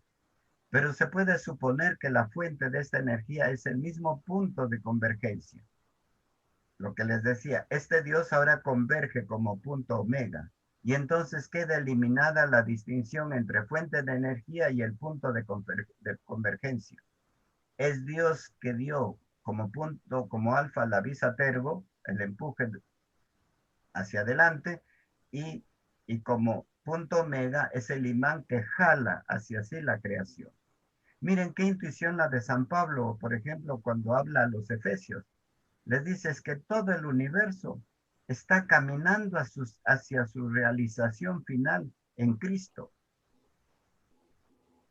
Todo el universo va caminando hacia una meta. El punto de convergencia es la misma fuente de energía. El punto de convergencia atrae hacia sí la cosmogénesis, como la luna atrae las altas mareas. Para que pueda ejercer sobre la antropogénesis una fuerza de atracción, el punto de convergencia debe ser trascendente a ella. No hay en este mundo cambiante, donde lo único que no cambia es que todo cambia, no se puede explicar filosóficamente espacio, tiempo, materia y energía de dónde proceden. No hay una explicación en sí. Y por eso también podemos descubrir que en este mundo evolutivo, en este mundo en devenir, hay cosas que se escapan al tiempo y al espacio, como por ejemplo los valores. Sí, es cierto que los filósofos antiguos no tenían pelo o se cortaban así cortito. Los filósofos del medievo se ponían peluca. Los filósofos de ahora son calvos. Lo que pasa es que son accidentes, pero siguen siendo filósofos. Habrán diferentes formas de administrar la justicia, pero siempre tendrá que haber justicia. Habrá distintas formas de ser felices, pero tendrá que existir la felicidad, porque la justicia, el orden, la alegría, escapan al tiempo y al espacio. Y entonces, ¿cuál es su origen? Alguien que es alegre absoluto, justo absoluto, feliz absoluto. Porque nadie puede atraerse a sí mismo hacia sí mismo. No puedes ser modelo de ti que todavía no existe, todavía no eres perfecto, te estás haciendo. Yo no puedo decir, yo soy Luis Esponda Samaniego, porque cuando termino el samaniego ya soy 15 segundos más viejo. Porque el presente no existe. Eres pasado y el presente es esa línea que te va haciendo avanzar en nanosegundos hacia adelante. Y entonces mi definición podía ser, yo soy el que seré, o yo soy el que me estoy haciendo. Y el universo puede decir, yo soy esto que se está haciendo, o yo soy eso que seré. Pero ninguno puede definirse porque apenas comienzas a definirse, ya eres un segundo más viejo como mínimo. Y por tanto no puedes ser causa de ti mismo. Necesitas de otro que sea que te dé esa capacidad de evolucionar. El sujeto atrayente debe ser necesariamente distinto de la historia y trascendente a ella. Por otra parte, el polo superior de la planetización y de la superreflexión es virtual y no real. Es un polo para constituir si todavía no está construido. Este punto de convergencia, que es al mismo tiempo también la fuerza de atracción, es llamado por Pilar de Chardin el punto omega. ¿Qué es el punto omega? El polo de la materia espiritualizada debe ser extremadamente consciente y personal. El océano que recoge todas las corrientes espirituales del universo no es solamente alguna cosa, sino alguien. Tiene un rostro y un corazón. El punto omega es una persona amable, un amor que se atrae y sublima, se concentra en una persona. Nadie puede tener más pretensión de totalizar en sí la energía humana a menos que posea un alma, o sea, alguien. El amor que determina la cosmogénesis es la puerta a su cumplimiento. Es un amor muy grande para ser nutrido por cualquier cosa y no por alguien. El amor dado por alguna realidad impersonal no lograría jamás explicar los miles y miles de calvarios que debe pasar la cosmogénesis para llegar a su fin. Hasta este punto llega la ciencia de la superfísica y no puede decir más. Acá se acabó entonces la explicación científica. Y ahora Pilar de Chardin pasa más adelante. ¿Quién es el punto omega de la ciencia? Nos viene al encuentro el cristianismo, que reconoce al Dios amor, al Dios creador, que es también evolutor de la cosmogénesis. Aristóteles presentó a Dios como motor inmóvil. Pilar de Chardin, que lo ve todo bajo la ética de la evolución, nos presenta un Dios evolutor del cosmos. Como persona amante y amable, con la que la humanidad se encontrará al término de su progreso evolutivo. Dios, fin último de nuestras almas y el punto de convergencia de la evolución se identifican. El punto omega de la hiperfísica es el Dios omega de la revelación cristiana, el cual atrae hacia sí masas humanas en una única marea de conciencias y de amor. El punto omega tiene rostro y un corazón. Y si el evolutor del cosmos, propulsado por el amor, se introdujese en su cosmogénesis, la unidad orgánica, dinámica y convergente del cosmos recibiría el máximo de la perfección y el máximo de la sublimación. Todos los seres unidos entre sí con vínculos orgánicos se unirían a Dios con los mismos vínculos. Esto, que es una locura para las expectativas de la ciencia, se hace realidad radiante de alegría para la revelación. Dios, en un momento óptimo de la antropogénesis, ha estrechado relaciones orgánicas con el cosmos. Se ha encarnado en nuestra familia humana. En aquel momento, el más grande entre todos los momentos, el Verbo se hizo carne y habitó entre nosotros. Jesús, motor vivo de la cosmogénesis, es la que detenta la primacía. Este punto omega, como lo hemos llamado, no es tal vez el lugar ideal de donde hace irradiar al Cristo que adoramos, un Cristo cuya denominación sobrenatural tiene como comprobación el poder físico sobre las esferas naturales del mundo, in qua omnis constat, en el que todos subsisten. Extraordinario encuentro entre los datos de la fe y aquellos de la razón. Lo que parecía una intuición se hace ahora una confirmación.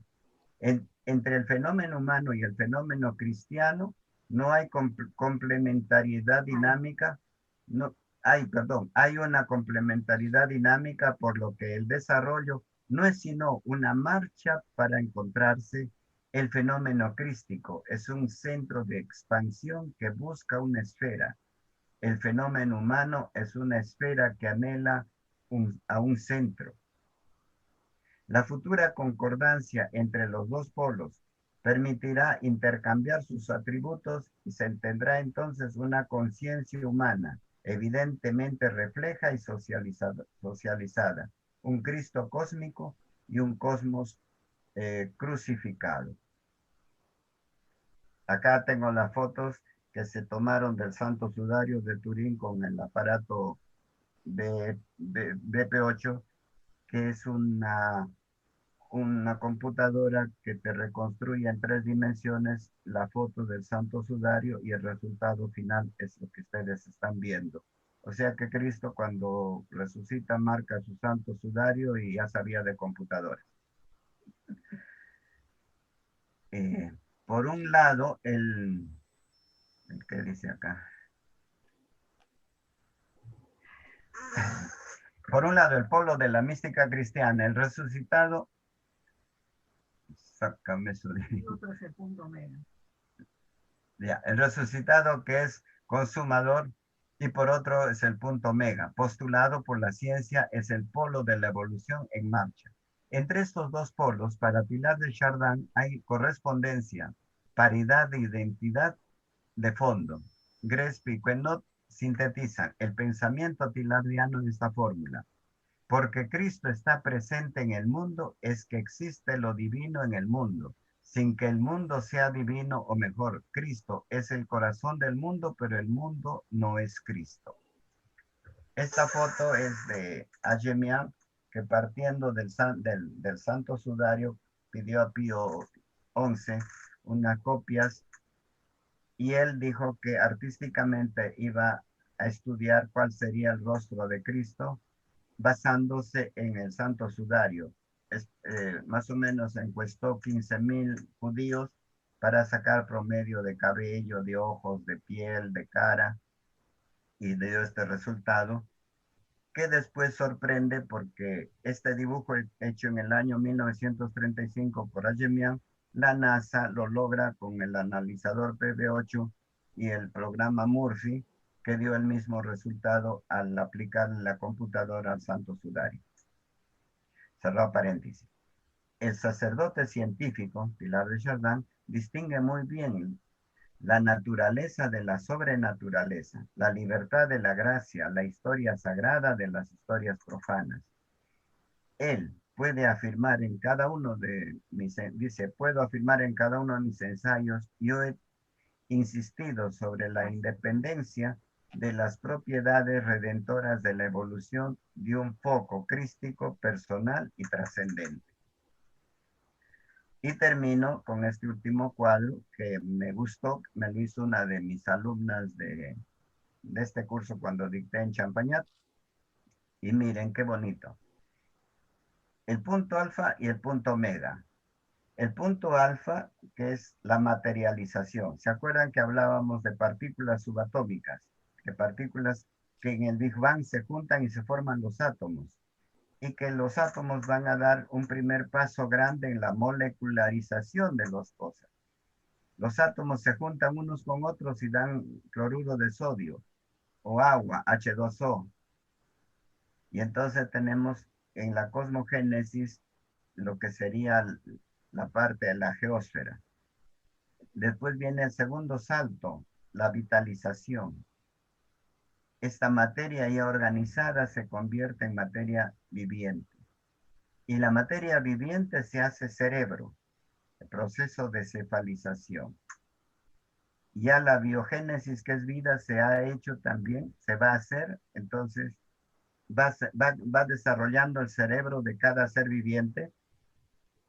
Por ejemplo, un tiburón tiene más memoria que nosotros, pero llega un momento en que el viviente se humaniza, aparece la noogénesis, y en ella se encarna Cristo y el universo se va terminando en una cristificación universal, te guste o no te guste, porque Él es el punto omega que da impulso a la evolución y desde arriba, este es Bisaterbo y esta es la meta hacia donde va la evolución. Esto es en breves palabras lo que les puedo resumir de este mensaje de Tilardiano. Ojalá, a pesar de que me enredo un poco hablando, ojalá me haya sido claro y me hayan podido entender y seguir. Me ha servido mucho porque he tenido bastantes alumnos y alumnas de religión que en un mundo donde el comunismo se ha metido con ciertos sofismas y ciertas falacias en las clases de nuestros colegios, como me pasó, por ejemplo, en Ayacucho, cuando el año 64, antes de irme a Italia, eh, se dio una conferencia en la Universidad de Huamanga y un tal Caguata, que después fue un gran senderista, habló a todos los alumnos de cuarto y quinto de media y decía, en la historia hay dos corrientes que explican la evolución, el fijismo y el evolucionismo. La iglesia enseña el fijismo, el comunismo enseña el evolucionismo. El fijismo tiene errores, el comunismo tiene verdades. Por tanto, la iglesia está equivocada, lo que vale es el comunismo. Como estaban mis alumnos del Don Bosco de quinta y media, pedí la palabra y pasé al escenario, y en la pizarra que estaba ahí, le demostré que había partido de muchas falacias. Primero, focalizar en dos lo que hay más. ¿Quién ha dicho que solo para explicar la diversidad de las especies en el mundo existe la evolución y el fijismo? Y esto de Teilhard de Chardin ya hace años que existía, por los años 50 que él escribe. Entonces, no puedes hacer dos lo que son tres como mínimo, pero hay otras teorías también. Entonces, reducir a dos lo que son más y hace una primera falacia. Segundo, identificar fijismo con cristianismo y evolucionismo con marxismo. Segunda falacia. Tercera falacia, dar la falsa generalización. Como la iglesia defiende el fijismo, está equivocada. Y como el comunismo defiende el evolucionismo, es la verdad. Por tanto, alumnos, olvídense de la religión y no hagan caso a los curas. Entonces yo hice en la pizarra el esquema y le demostré a los chicos que les habían vendido un buen sofisma en base a falacias. Pensé que me iban a entender. Me pifiaron, me llovió no sé de dónde, hasta piedras, lapiceros, cáscara de plátanos, que me tuve que aventar por la ventana del escenario, por donde estaba una escalera, más o menos por ahí bajé, y afuera estaba el padre Raceto, que me estaba esperando porque era el director del colegio Don Bosco, y me dice, profesor, qué pena que lo hayan tratado así los alumnos. Y yo le dije, padre, más pena me da que tanta juventud se deje estafar en base a falacias lógicas, porque con alumnos así, cualquier cosa puede suceder. Ya se oía hablar a Abimael Guzmán en esos años de que iba a ser una doctrina como un sendero luminoso que iba a alumbrar la historia. Y claro, se ha quitado del currículum la lógica, la filosofía, la ética. Estamos formando gente que vive la posverdad. Estamos en la posverdad, donde los progres creen que han avanzado, cuando a mí me da risa porque hemos retrocedido a la época de los sofistas, donde se decía el hombre es la medida de las cosas. Lo que a mí me parece bueno, eso es bueno. ¿Acaso no han oído hablar en esos días sobre el aborto? Que si a ti te escandaliza el aborto, no lo hagas. Pero al que no le escandaliza, que lo haga. Oye, el aborto te escandalice o no te escandalice, es un asesinato. Ya dice San Agustín, apenas el espermatozoide fecunda el óvulo, al segundo que se da esta condición biológica de la fecundación, Dios crea el alma. Ya esa persona humana ya tiene, aunque sea 3 segundos de vida. Déjalo que avance nomás a 2 meses, 3 meses, 9 meses, tienes el bebito. Cumple 80 años, tienes a Lucho Esponda. ¿En qué parte de esa vida puedes matar? Tenemos que ser coherentes también en esto, ¿no? Pero fue violación. Sí, perfecto, fue violación. Como decía un alumno mío de teoría del conocimiento en el Newton, a las chicas, al grupo que defendía el aborto, la violación no justifica. ¿Crees tú que te vas a curar, que vas a curar el trauma de tu violación con otro trauma de que estás matando a una persona en tu vientre y que te vas a acordar de por vida que has sido una asesina de tu propio hijo? Necesitamos ser coherentes, ¿no? Bueno, a mí me agradaba Pilar de Chardán, me agradó este profesor, don Adolfo Larco, que hoy ya introdujeron su causa de beatificación. Y les aviso también que a Landazzo y Ricketts también han introducido su causa de beatificación. Y yo he trabajado 10 años con él. Así que espero que antes que me muera los hagan santos para decir, trabajé con un arzobispo santo y fue alumno de un profesor santo. Qué orgullo sería, ¿no? Qué bonito. Bueno, no sé, alguna pregunta, alguna cosa que me pasé. Sé que cuando me mareo leyendo, porque ya los ojos también, por más que me he operado de los ojos, a veces se me nubla. Pero espero que si han grabado, me puedan releer la separata y me puedan tener, el que quiere esta separata sin...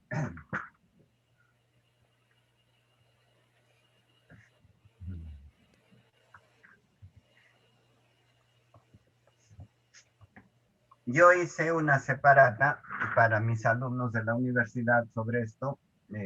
Está mi miógrafo. Esa foto de Pilar de Chardán la dibujé yo, así que hasta el dibujo es mío. Entonces, yo lo tengo en PDF.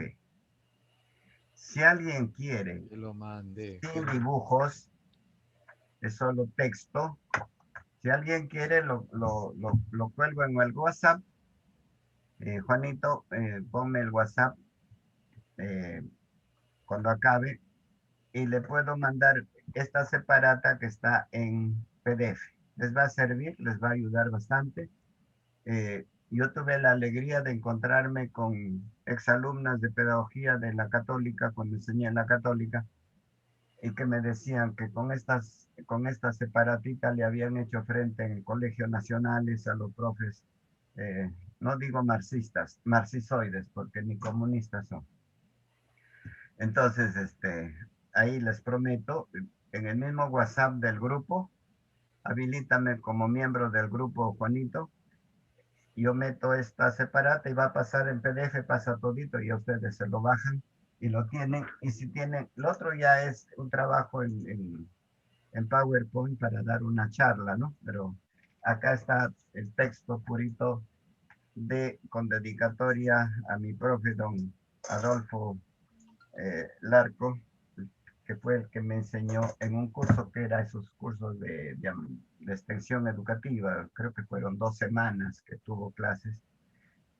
Este padre que era gracioso. Estábamos en pleno concilio, post-concilio Vaticano II, porque yo estudié entre el 65 y 70 en la teología en Italia, y nos contó este chiste y se lo cuento y con eso termino. Había una parroquia que era elegante, grande, así como la de los odalicios, ¿no? Puro vitrales, cosas. Y otra capillita medio pichiruchi.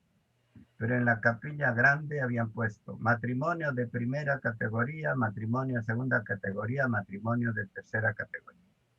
Y nadie se iba a casar. Mientras que en la capilla humildita, pobrecita, el curita tenía ahí clientela y todos los días había matrimonio. Y se llenaba de plata y este otro no tenía, a pesar de su hermosa iglesia. Y le dice, oye, hermano, ¿cómo haces para que toda la gente vaya a tu iglesia a casarse? Y él le dice, es que tú te has quedado al preconcilio, pues todavía pones categorías de matrimonio. Yo no tengo ese letrero. ¿Y cómo haces para cobrar? Mira, cuando vienen los novios, el novio, como viene generalmente con la novia, le digo, acá se cobra según la belleza de la novia. Y entonces se esfuerza, saca, pues te paga 200, 300. Y le dice, ¿puedo usar tu receta, por favor? Claro, úsala nomás, no te preocupes. Fue, quitó todos sus letreros, sus catálogos, y le comenzó a llover. Todo el año le fue bien porque ya ahora no había distinción, se cobraba según la belleza de la novia y él también le fue bien ese año. Pero por diciembre viene un cholito de estos paisanos y les, ¿cuánto va a pagar? Pues, padrecito, no, acá se cobra según la belleza de la novia. Ay, qué bien. Y le pagó 5 soles. Dice, bueno, me ha ido tan bien todo el año, le voy a hacer igual una ceremonia completa. Y le hizo Pero la novia no se sacaba el velo, ni para el beso ahí cuando decía, puedes besar a la novia. Y entonces el padre preocupado se mete a la sacristía, se quita todos los ornamentos, los vestidos, el alba, la casulla, y sale corriendo para despedir a la novia y le levanta el velo y hace un gesto, ¡wow! Mete la mano al bolsillo y dice, toma, 2 soles tu vuelto. No llegaba ni para 3 soles. Esto nos lo contó Don Larco, me acuerdo, antes de una clase, pero la gracia como la contaba y todo, porque para contar hay que ser como Salvador, que cuenta bonito los chistes, hay que tener gusto.